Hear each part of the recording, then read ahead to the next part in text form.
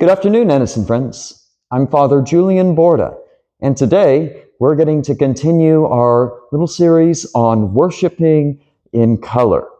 And today we are going to be talking about dazzling white and the colors that reflect the glory of Jesus Christ.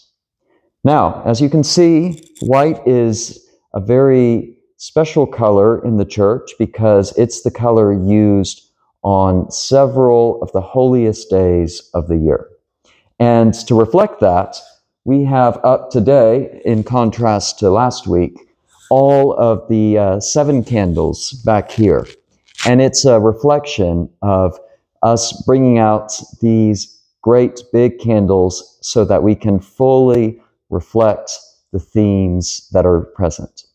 So, white is the color of Christmas, white is the color of Epiphany, and most important of all, white is the color of Easter.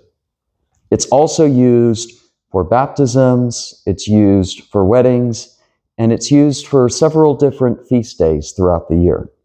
And we can look at that a little more in detail later. But for right now, I'm going to point out the running theme that goes through all of these days. All of these days, of course, in some way, point to Jesus Christ, point to his birth at Christmas, his shining of new light in our hearts, as our liturgy says, at Epiphany, and the light that shines into his empty tomb when the stone is rolled away on Easter. The new light, which is the life he gives to us.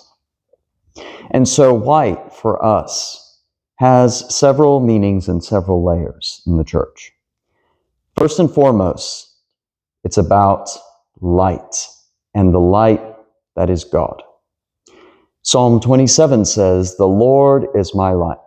Whom then shall I fear?" And so part of us wearing white in the church is recalling this very simple and basic and yet very profound and unknowable fact. The Lord is our light. The Lord makes it possible for us to see not only what we see in this world, but also what is going on in heaven from which he comes. And so he shows us this light in Jesus Christ. So we see this light, and we see in this phrase, dazzling white, this is a reference to the transfiguration, when Jesus was up on the mountaintop.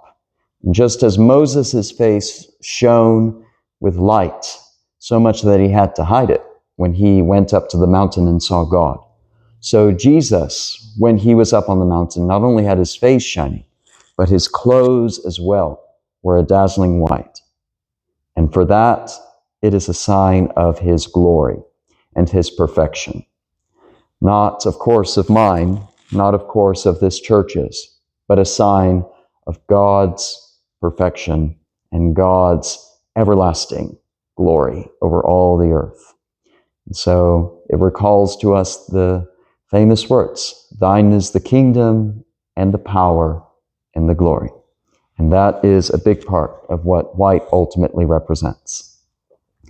So, as we go through this season of Easter, and as we celebrate over the course of the year all these different events, all of these different moments in Jesus' life and in the life of his disciples that point to the glory of God, may we give thanks. And when we see white in church, may we know that this is a time of celebration, it is a time of praise, and it is a time to give thanks to God, for he is good.